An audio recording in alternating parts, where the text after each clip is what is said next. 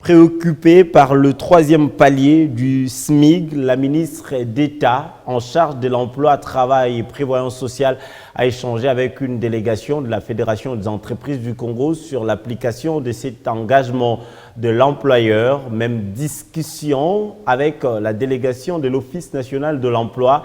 Le docteur Nénénkoulou entend inviter tous ses partenaires nationaux ou étrangers au respect de cette disposition en vue de valoriser les employés congolais.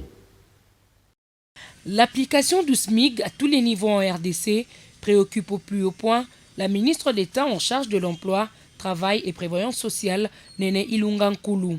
Voilà qui justifie l'échange ce mardi entre la patronne du travail et la Fédération des entreprises du Congo, FEC en sigle. Conduite par son administrateur délégué, les deux parties ont passé en revue les préoccupations qui divisent les secteurs de l'emploi, notamment dans le monde du commerce, ainsi que des grèves à répétition au sujet du troisième palier du SMIC en RDC.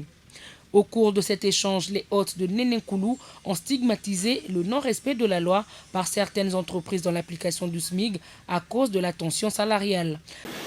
Si aujourd'hui certaines entreprises n'arrivent pas à appliquer le SMIC, le troisième palier du SMIC, c'est parce qu'il y a une tension salariale de 1 à 10 dans ce pays. C'est unique.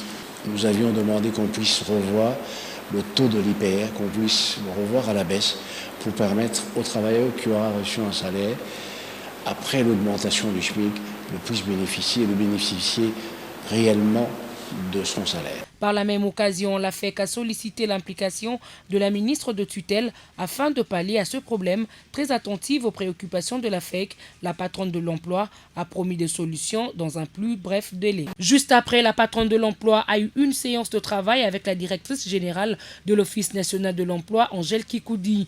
Néné Ilunga Nkoulou a voulu s'enquérir de la situation des sociétés œuvrant sous-traitance en RDC. Ces sociétés des expatriés ne respectant pas les codes du travail du pays sont à la base de plusieurs tensions entretenues ce dernier temps par les travailleurs des Indo-Pakistanais. D'un temps ferme, le numéro 1 de l'emploi a appelé au respect de lois telles que promulguées dans le Code du travail en RDC. Une mission a été diligentée sur place avant la descente mercredi de la ministre de l'Emploi, Travail et Prévoyance sociale sur l'avenue du Commerce.